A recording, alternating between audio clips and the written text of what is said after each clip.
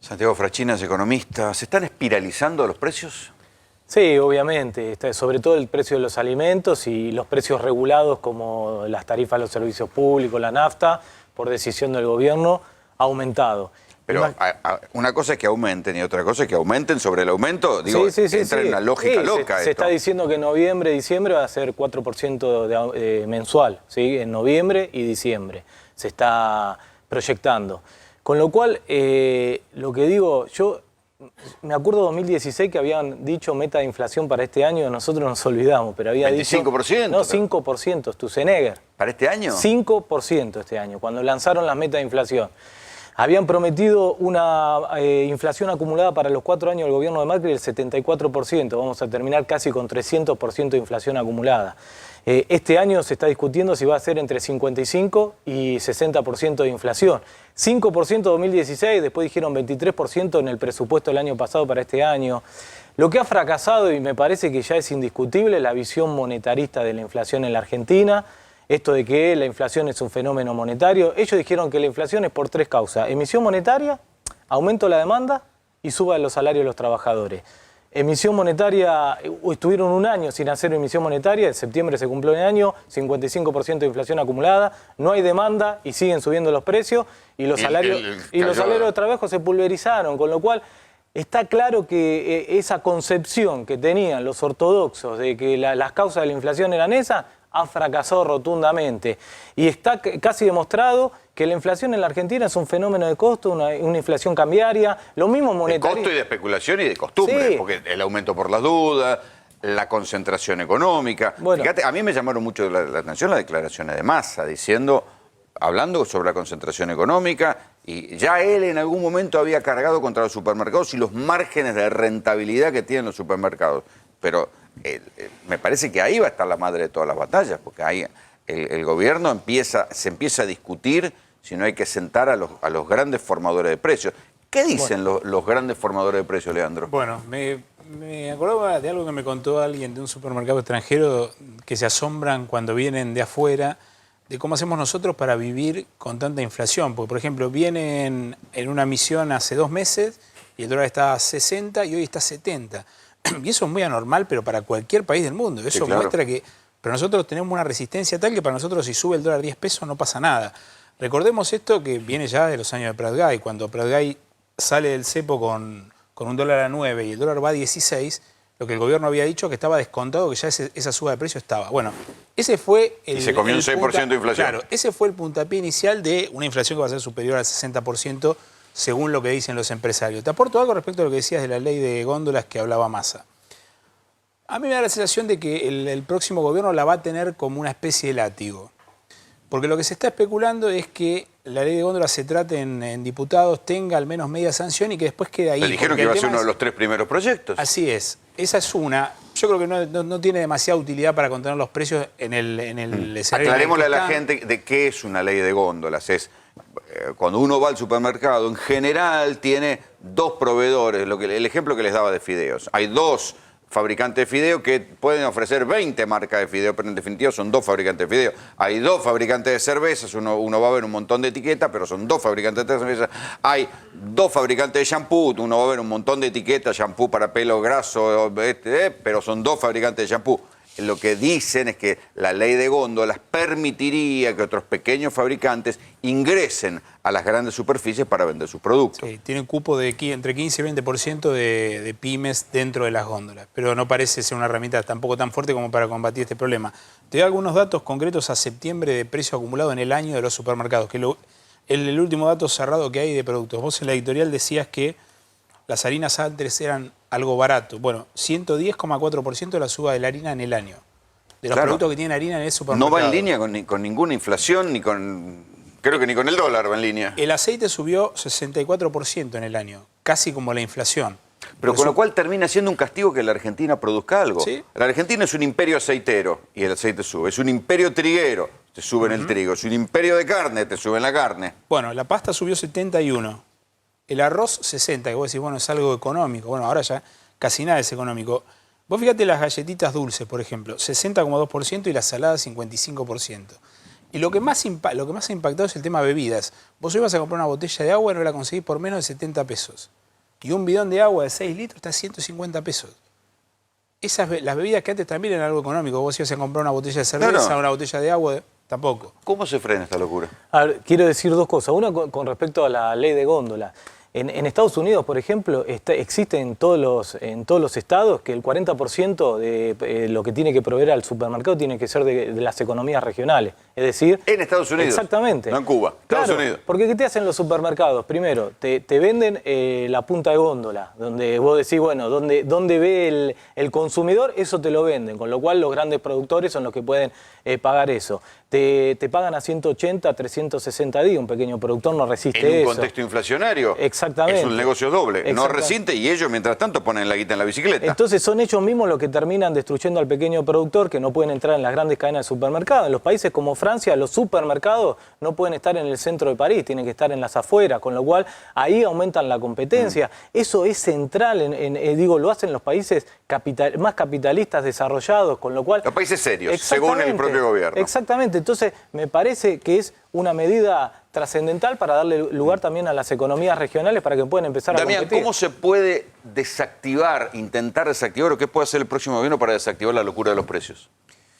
A mí me parece que el gobierno de la ortodoxia hay que pasar a un lugar medio ecléctico. O sea, me parece que ni la ortodoxia ni la heterodoxia funcionaron en los últimos años en Argentina. Y uno de los lugares que quizás Alberto... Sí, porque la idea de Moreno de bajar los precios por teléfono tampoco funcionó. Por eso digo, me parece que ninguno de los dos lugares funcionó. Y tienen que llegar un camino a mediano plazo.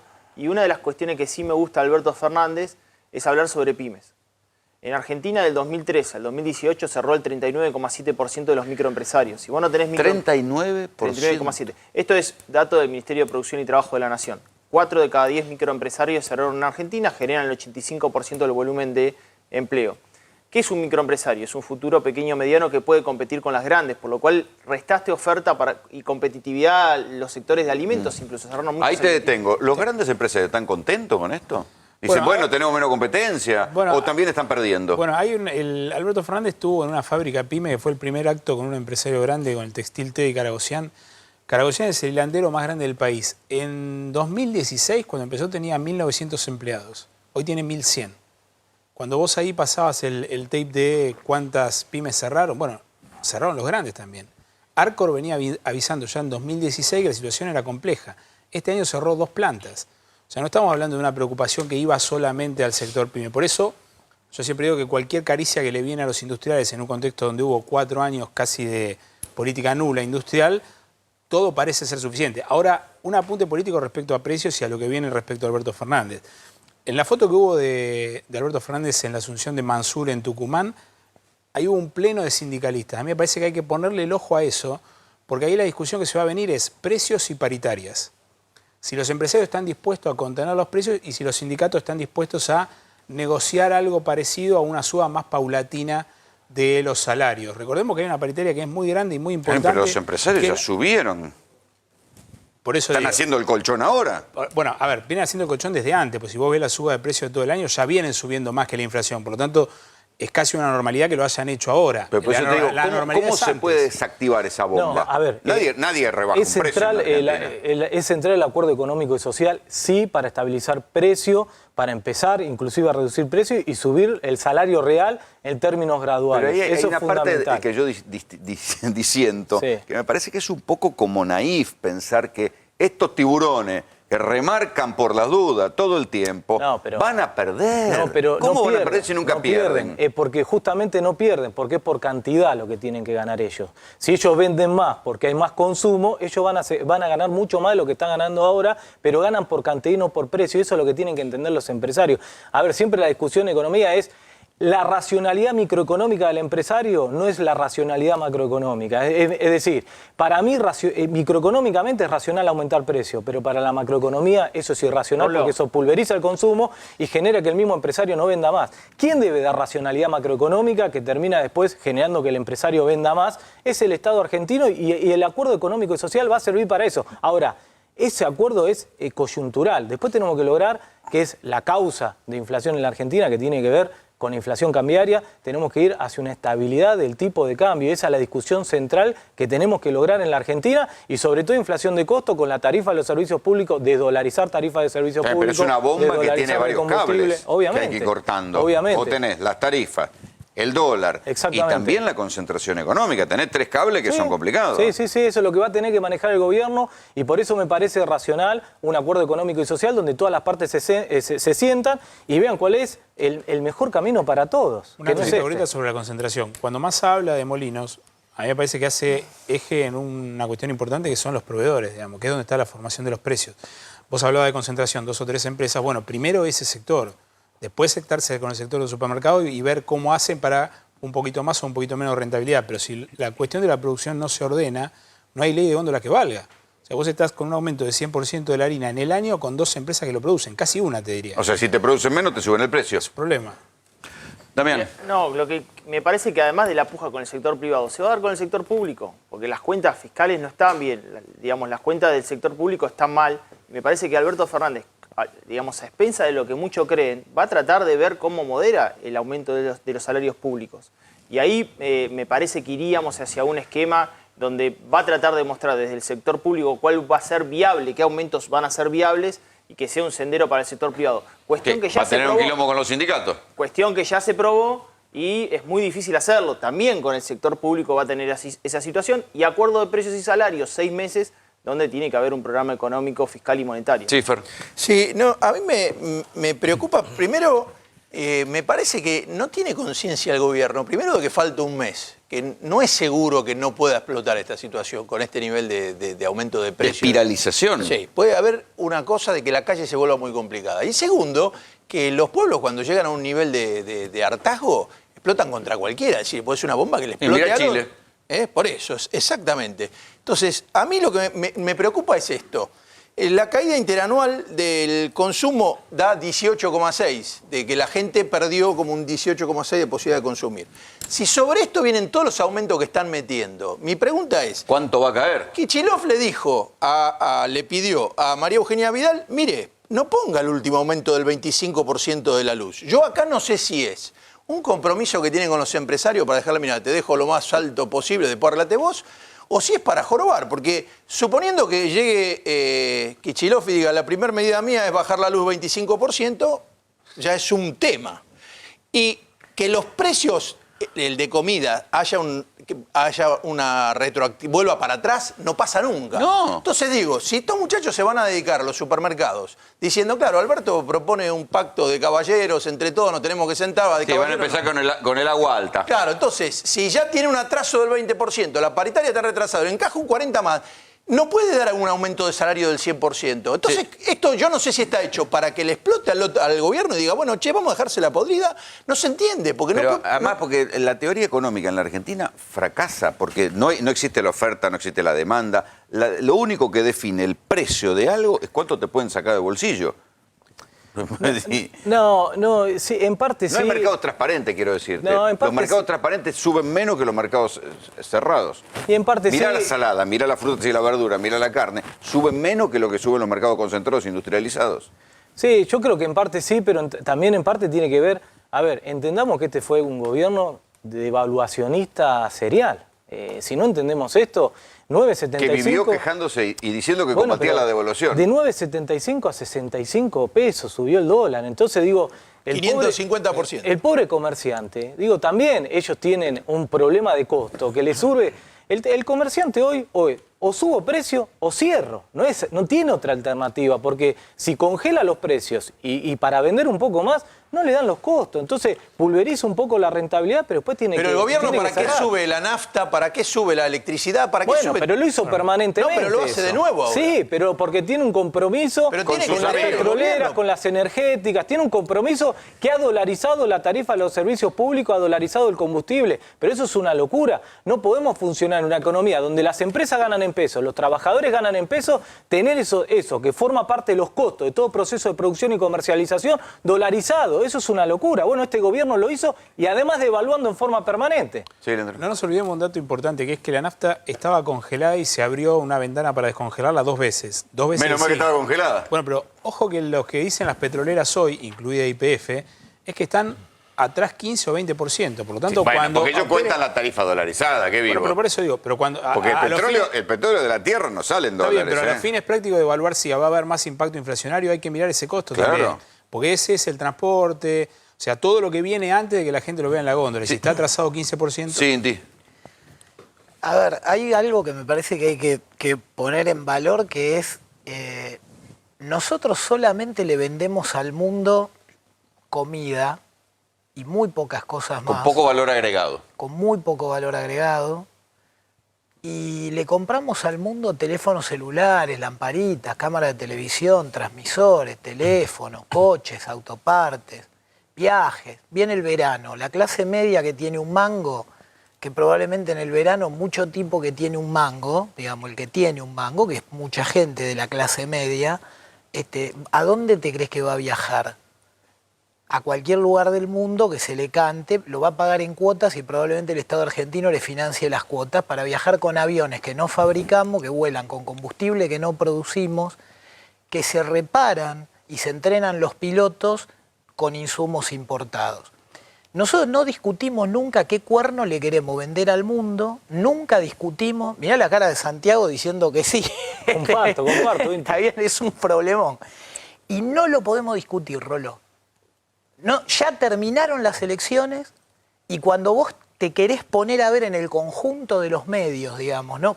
¿Cuáles son los planes productivos que se están discutiendo? Ahora lo que se está discutiendo es si Es la explota, lógica del ajuste, que hay que dónde hay que cortar. no solo si explota centralmente la lógica de la politiquería barata, si explota por culpa de Macri o si explota por culpa de Alberto. Si el culpable es que Alberto es muy Alberto y es menos Cristina, si el problema es que Cristina es más que Alberto, si Máximo en realidad quiere que explote para complicarle la vida a Alberto para Máximo 2020, y no se discute cómo cuerno hacemos para que vengan 1 millón más de Sí, europeos pero por eso año no a lo vivir a la discuten ni Argentina. siquiera los grupos empresarios. No, nadie. Que tienen la lógica Claro. fácil de que importan lo que les Sí, sale más barato tenés razón. y le chupa un huevo. Bueno, pero por Porque eso... ¿cuántos textiles han cerrado y han empezado a importar? Pero Rolo, ¿cuántos textiles pusieron un negocio de venta de fábrica real? Los textiles que lloran, ¿sí? Que lloran y lloran, viste que, o sea, pocas cosas más lloronas que un textil en televisión. Lo hemos compartido todos, acá hemos tenido llorones profesionales. Esto es cuando vos le decís, loco, pero perdóname, ¿a cuánto vendés vos? ¿Cuánto vale un pantalón de los que vendés? Te dicen hoy 2.500 mangos. Pantaloncito, no el jean que usa Jennifer López. No, un pantaloncito lindo, 2.500 mangos. ¿Cuánto te cuesta? 350 pesos. ¿Por qué se vende a 2.500 pesos? Y empieza, Los siempre dicen lo impuestos. mismo, el alquiler, los impuestos, la comisión de la tarjeta, la promoción, el vamos los miércoles, vamos los lunes, vamos los viernes, vamos los no sé qué. Y cuando vos decís, pero Fiera, ¿por qué no pones buena pilcha a 350 mangos? Te miran como que sos un idiota, que no sabe cómo funciona el mundo. ¿Está bien? Lo mismo nos Es lo que pasa... dice él, no buscan vender en Pero cantidad. perdóname, Rolo, lo mismo nos está pasando en la Argentina en absolutamente todo. El mercado es poco transparente, ¿por qué? Porque hace 10 años que el principal creador de empleo en la República Argentina es el comercio, no la producción, es la intermediación. Yo vengo diciendo hace años, hay una frase que repite mucho economista que dice que el incremento del sector terciario, o sea, los servicios, es característico de las economías en desarrollo. Entonces, en los países desarrollados esos tipos hacen software, hacen matrices, generan materiales, sacan patentes, y en Argentina te ponen una carnicería, ¿sí?, a 200 metros de otra carnicería porque la próxima queda a 400. Y es más caro vender carne que la carne. En Argentina Pero ves es que más te digo que caro... no funciona la oferta y la demanda. Se Pero supone que si hay muchos, Rolo, debería lo que no haber funciona, competencia. pará, lo que no funciona es la planificación estatal. Antes lo dijo Santiago, dice, mira, los países serios definen más o menos cuánto del PBI puede ir en lo que es la cadena de abasto, ¿sí? Definen más o menos cuánto puede quedar en el comercio. Acá hace 2 años festejábamos que el señor Alfredo Coto, archi mega millonario inversor en real estate en Miami, un divino, eficiente, vendió un montón de cosas baratas, no tengo ningún problema con Coto, iba a invertir 3.500, 2.500 millones de pesos en unos supermercados nuevos, en barrios llenos de mercadito chino, de almacenes, de otros. Bueno, pero ahí volvemos a lo mismo. ¿No conviene entonces fabricar en escala? Perdón, yo quiero decir una aclaración. El industrial se adapta al esquema macroeconómico que el gobierno le impone. Si vos importar es más barato que producir en la Argentina, Sí. si eso lo haces en Alemania, los industriales alemanes van a hacer exactamente lo mismo, van a importar. Entonces el problema no es del industrial textil, que además invirtió y tiene Sino casi... el Estado bobo que lo permite. Pero casi el 60% de las máquinas de la industria textil están paralizadas, con lo cual invirtieron un montón de plata, pusieron las máquinas para producir y el gobierno de Macri le generó un esquema macroeconómico que te dice, no produzcas en la Argentina, importalo. Cuando eligieron, no sé cuál era la palabra, reconvertite, le decían los funcionarios del Ministerio de Producción, le decían a los industriales, empecé a importar el producto, no lo produzcas más nacionalmente. Los funcionarios le decían. Los funcionarios le decían que importe el producto. Entonces los industriales, lamentablemente, obviamente, pero acá y en cualquier país del mundo se adaptan al esquema macroeconómico. Nosotros lo que tenemos que primero saldar en la Argentina es una discusión. Tenemos que ser un país industrial. Cuando vos ves la guerra comercial que está entre Xi Jinping, Merkel, Putin, Donald Trump, ¿por qué se están peleando? ¿Por el comercio? No, se están peleando por la industria. A ver dónde se va a instalar la industria. Porque el comercio, además, es producto de la industria. Vos no vas a tener ningún comercio si no tenés trabajadores consumiendo. Y vos no vas a tener trabajadores si no tenés industria funcionando. Y para que haya industria funcionando tenés que generar un esquema macroeconómico que la inversión productiva sea más rentable que la inversión financiera. Ahora, Obvio. Y bueno, pero si es que vos, esta es la otra clave. si vos le subís las tarifas a los servicios públicos, le Pero ponés es la lo que tasa... yo decía en el editorial del clima de negocio. Se supone que las sociedades votan a las derechas para que haya un mejor clima de negocio. Acá lo único que es un clima de timba, porque no puede poner ni un kiosco que Pero te cerrás. siempre la derecha, el fenómeno monetarista, que en términos económicos, que termina siendo la derecha, termina siendo la justificación para generar un esquema de valorización financiera, bicicleta financiera, que al industrial y a la producción no le sirven. Hoy tenés la tasa nominal más alta del mundo. Hablando de tasa de negocio financiero, hay una deuda que no es una deuda interna, no es la deuda externa, es una deuda interna, pero que tampoco es la deuda interna de los bonos, las LELIC, es la deuda interna al interior de las casas, que es la deuda con las tarjetas.